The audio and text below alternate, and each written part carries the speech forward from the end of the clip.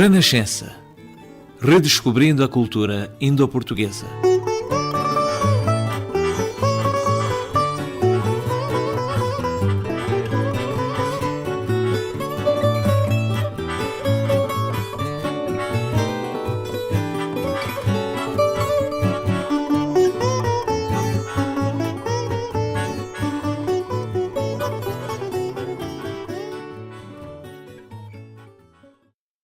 Neste episódio, temos excertos da conversa que tivemos com a doutora Ângela Barreto Xavier, investigadora no Instituto de Ciências Sociais da Universidade de Lisboa.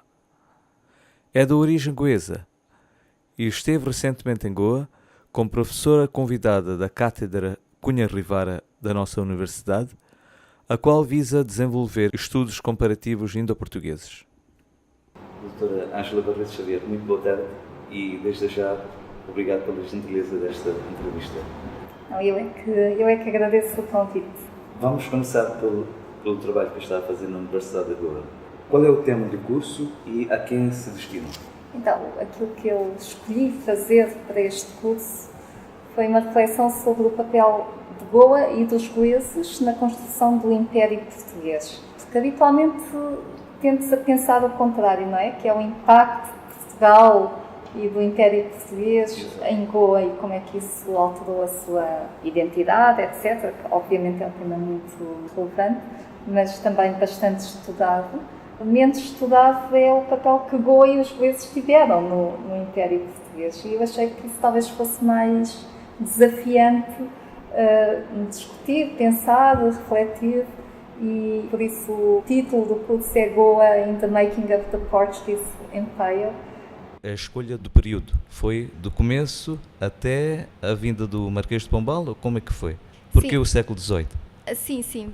Bem, a escolha do período tem a ver com a minha própria investigação e por isso propus essa cronologia, que no fundo é o que se chama a época moderna, até porque com o Marquês de Pombal há mudanças políticas importantes e a perda de centralidade de Goa inicia-se, do ponto de vista político-administrativo, inicia-se com Marquês de Pombal e com o fim do vice-reinado, não é? Quando deixa de haver vice-rei, passa a haver apenas governadores.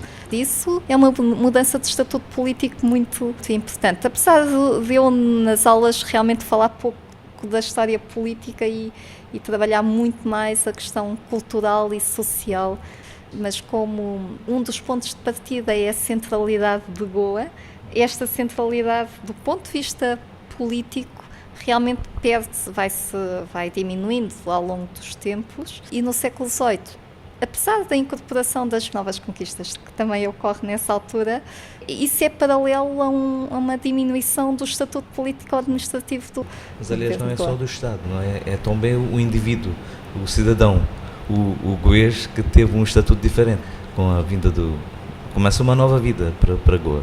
Sim, com a vinda do Marquês de Pombal. Mas eu acho que isso é que é interessante também na história, porque ao mesmo tempo que o estatuto político-administrativo de Goa se reduz ou diminui, o lugar dos goeses, pelo menos legalmente, é mais reconhecido.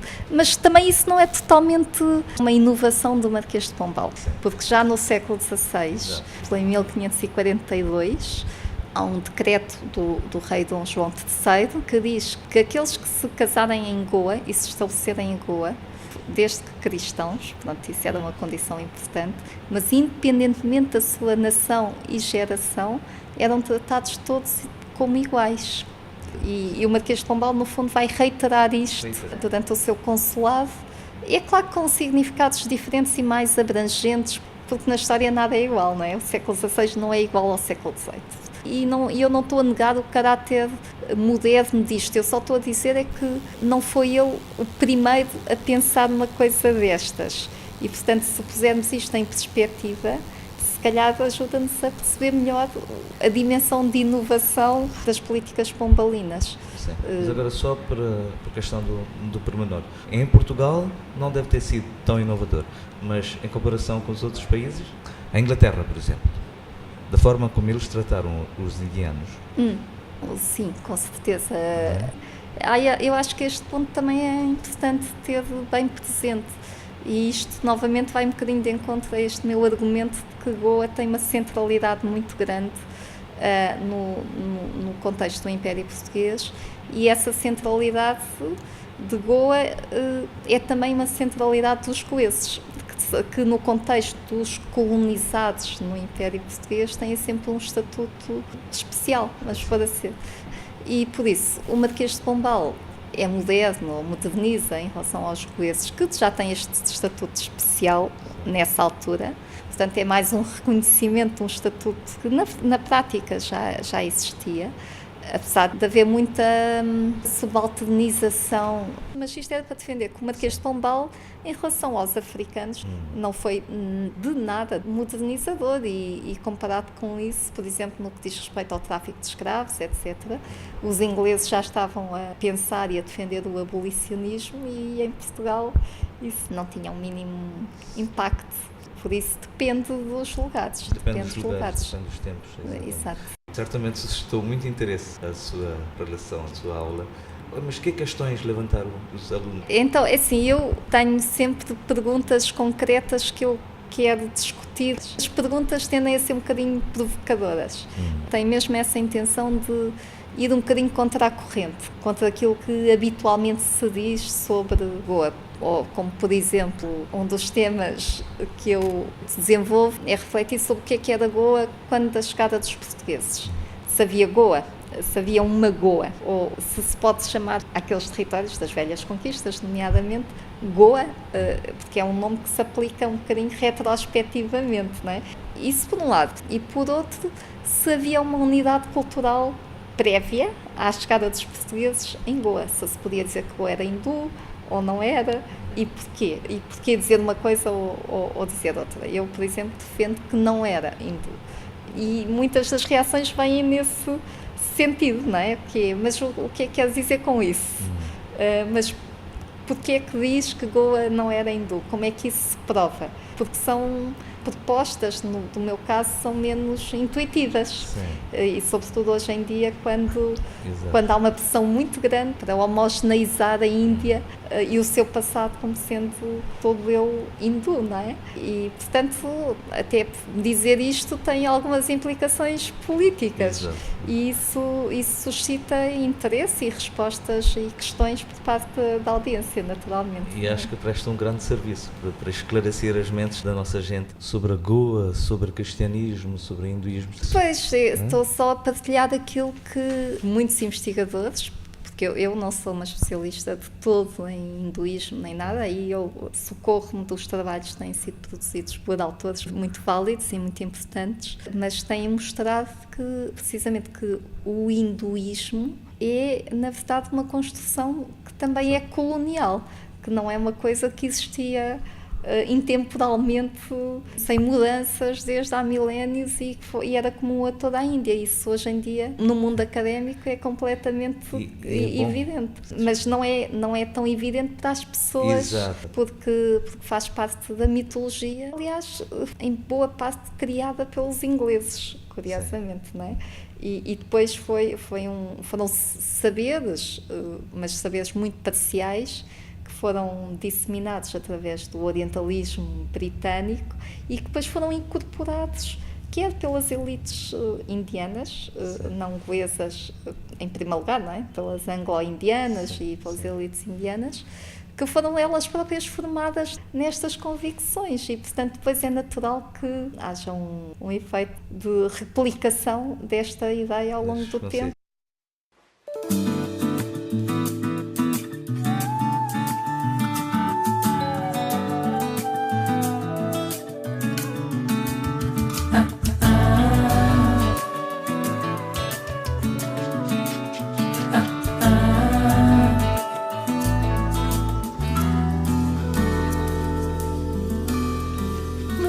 Das fontainhas, guardas toda a tua cor, como elas tão estreitinhas, fabricadas com o teu sabor.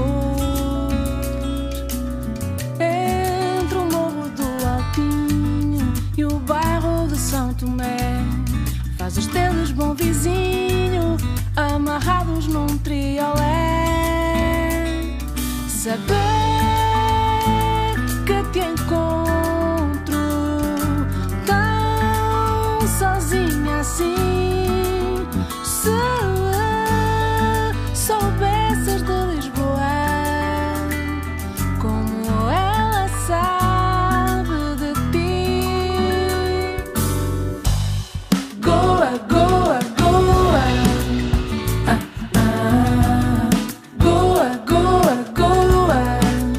falta te faz Lisboa. Goa, Goa, Goa. Goa, Goa, Goa. Entregaste a uma lusa à tua religião. De volta gente confusa, gente do sim e do não. Soas bem nos apelidos, daste a laços imperfeitos, nomes que acabam perdidos e se acham de qualquer jeito. Saber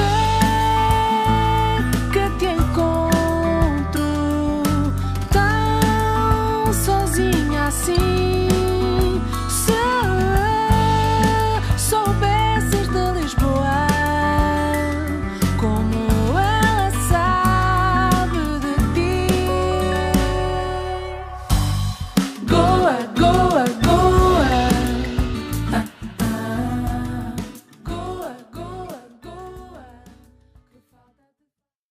Acabamos de ouvir um lindo single intitulado Goa, na voz da Catarina Duarte e com a participação de Rão Quiao.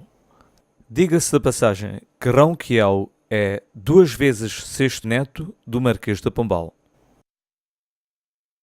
Mas agora que a doutora falou sobre o orientalismo, pode-nos dar uma ideia da tese principal dos seus 2 livros, A Invenção de Goa e o Catholic Orientalism? Sim. A invenção de Goa é precisamente, como o nome indica, que Goa não existia antes da chegada dos portugueses como unidade política e cultural, e que a identidade goesa está inextricavelmente ligada aos 450 anos de presença portuguesa. E, no fundo, até basta pensar em termos das fronteiras políticas do Estado de Goa, não é? Elas coincidem precisamente com as velhas e as novas conquistas. O próprio Estado de Goa reflete essa própria história comum de violência, de dominação e de outras coisas que não foram todas más, certamente. Sim. Pronto, então essa é a tese principal, mas que tem associada 2 outras teses, ou subteses, se quisermos. Uma, que se calhar também não é assim muito conveniente para algumas pessoas, é de que Goa só esteve sob a dominação portuguesa durante tanto tempo porque as elites locais goesas assim o quiseram. No fundo, eram quem a nível micro, não é? Das aldeias, etc., dominavam. E o poder português e a administração portuguesa não tinha gente suficiente que pudesse controlar todo o território e toda a gente. Portanto, dependia fortemente destes grupos para o fazer. E, portanto, há aqui uma tensão entre o poder português e estas elites locais, que evidentemente não estão totalmente contentes com a situação, mas que, ao mesmo tempo, encontram um certo equilíbrio dentro desta situação que lhes permite sobreviver no contexto da dominação portuguesa e algumas delas retiram alguns dividendos dessa mesma presença. Portanto, esta é uma das subteses. E a outra subtese é de que a cristianização, nomeadamente destas elites, quer dizer, há uma cristianização mais generalizada das velhas conquistas, mas que nestas elites tem uma interiorização muito profunda e tornando-se verdadeira uma coisa... Quer dizer, eu creio que é genuína em todos os grupos, mas no caso das elites é também uma ocidentalização. Faz parte desse processo que explica porque é que as elites foram fundamentais para a durabilidade do poder português. E isso, em parte, é resultado deste processo histórico de longa duração. Podemos falar sobre o Catholic Orientalism? Sim, o Catholic Orientalism tem a ver com o que se passa com discussões internacionais sobre o conhecimento e a transmissão do conhecimento e a formação do conhecimento sobre a Ásia. O conhecimento sobre a Ásia produzido pelos ingleses e franceses no século XIX e sobre a Índia em particular foi muitíssimo importante para formular uma série de teorias sociais e mesmo de algumas disciplinas na Europa. O caso da antropologia é um caso bastante conhecido, mas também teorias sociológicas dos grandes sociólogos, do Max Weber, do Marx, etc., muitas vezes vão buscar informação sobre a Índia para fazer um contraponto com a Europa. Tipo, o caso da Índia, a Índia é o outro da Europa. Ora, o que é que aconteceu? Tanto eu como a minha colega Inês Stepanov, a documentação que nós encontrávamos, por um lado, mostrava que algumas das teses dos orientalistas do século XIX não se ajustavam ao material que nós encontrávamos para o século XVI. E então começámos a pensar ao contrário, isto é, pensar qual foi o conhecimento produzido no contexto do Império Português, neste caso, e sobretudo, e o que é que ele nos permite pensar sobre a Ásia deste período, por um lado, e por outro lado, como é que este conhecimento se articulou com o conhecimento produzido no século XIX pelos ingleses e pelos franceses. Portanto, foi um bocado este o nosso propósito também de tentando mostrar depois que algum deste conhecimento, na verdade, foi incorporado pelos orientalistas britânicos e franceses, mas não reconhecendo a autoria da sua produção. Não é plágio? Hoje nós chamamos-lhe plágio, mas na altura as formas de conhecimento e de replicação do conhecimento eram muito diferentes das de hoje. Portanto, o conceito de plágio não existia como existe hoje. Portanto, o conhecimento fluía dos canais para outros e depois era reapresentado e reapropriado noutros textos, sem obrigatoriamente... Havia citações e tudo isso, mas não era... Havia, claro que sim. E era melhor citar e quando havia autoridades, quando se conhecia alguém como uma autoridade. O que acontece também é que no século XIX os portugueses não são autoridade de coisa nenhuma no contexto europeu. Portanto, são processos complexos que têm a ver com o que se chama a secularização. Os países protestantes consideram-se seculares, apesar de serem protestantes, mas eles autodefinem-se como seculares. E definem os países católicos como religiosos ou dependentes da religião. E, portanto, os conhecimentos produzidos por estes países são considerados menores, porque não são considerados verdadeira ciência.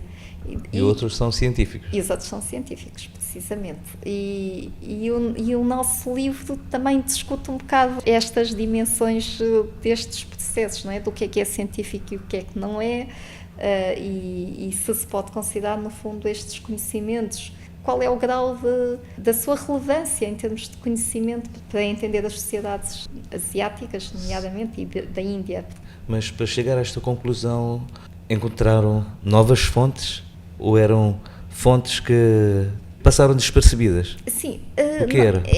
As duas coisas. Algumas fontes são muito conhecidas. Também encontramos novas fontes, também utilizamos fontes que habitualmente não são utilizadas para pensar estas coisas. Por exemplo, nós temos um capítulo que é essencialmente baseado nos forais de Goa e também com algumas referências aos livros das comunidades e para mostrar como é que a coroa portuguesa queria e tentava conhecer a realidade local, por um lado.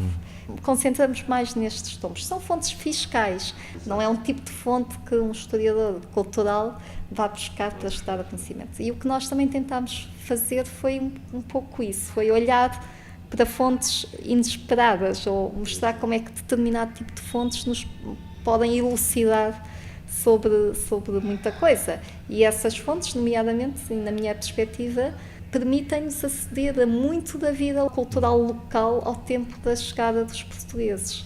Porque na altura em que estão a destruir os templos, estão também a inventariar os templos, não é? E isso é um tipo de fonte muito rica. E também quisemos fazer outra coisa, já agora queria juntar este detalhe, que foi mostrar que nem tudo é produzido pelos jesuítas. E por isso nós temos um capítulo que é especialmente dedicado aos franciscanos, que também tinham esta dimensão de conhecimento e de conhecedores, mas muito menos... Projeção, não é? Sim, menos projeção também, porque tinham menos acesso à imprensa e a publicar as coisas que produziam, e também porque os historiadores também os estudaram muito menos.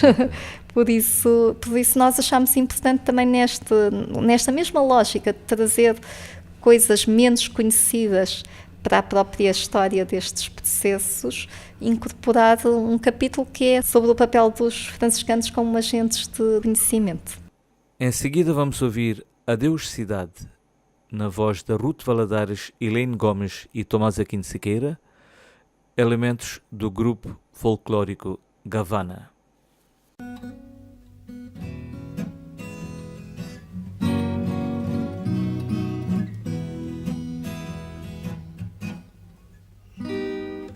Aquela folha que passa, o vento que trouxe a levou, e olha para mim desgraçada, ó triste folha que sou. A minha sina é a viagem que havemos de fazer, eu vou buscando coragem para baixinho dizer adeus cidade, e tanta mágoa que eu tenho, que eu já em mim não contenho a chama dessa saudade. Adeus cidade, o lenço que te mexo há de fazer-me chorar dentro da mesma cidade. Se eu não voltar, não te esqueças que eu parti, e onde eu estiver há de estar alguém chorando por ti.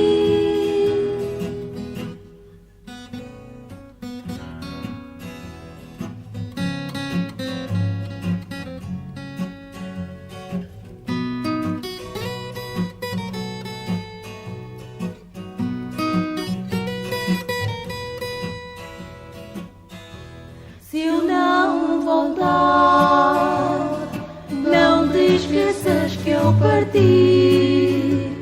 e onde eu estiver há de estar alguém chorando por ti.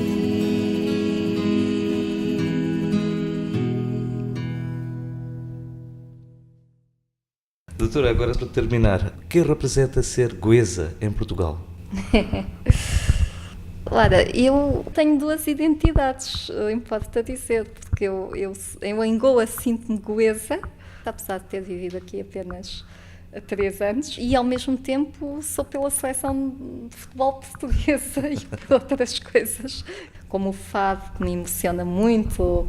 E mais uma vez, eu diria que a tal centralidade positiva de Goa na imaginação dos portugueses faz com que ser goês, não estou a dizer ser indiano, estou a dizer ser goês em Portugal é muito mais fácil do que ser oriundo de outra parte qualquer, tirando os brasileiros, mas mesmo os brasileiros é uma atitude mais ambivalente.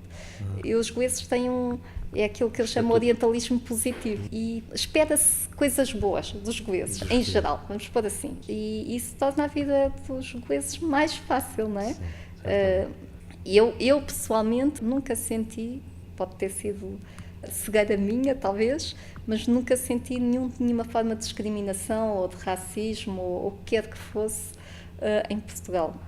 Mas eu já vi portuguesas, por exemplo, num táxi, a fazerem comentários racistas em relação ao primeiro-ministro António Costa.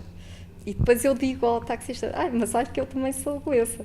E o taxista, sim, não, mas eu não queria, não sei o quê. Portanto, não é tudo simples. Sim. A única vez que eu não fiquei confortável, e não foi em Portugal, foi precisamente quando este meu orientador indiano me perguntou diretamente: quem és tu? E eu não sabia muito bem o que lhe responder. O que é que eu queria? Porque é aquela pergunta. Sim. Porque eu própria nunca me tinha perguntado a mim mesma quem sou eu? Vivia simplesmente com aquilo que eu era.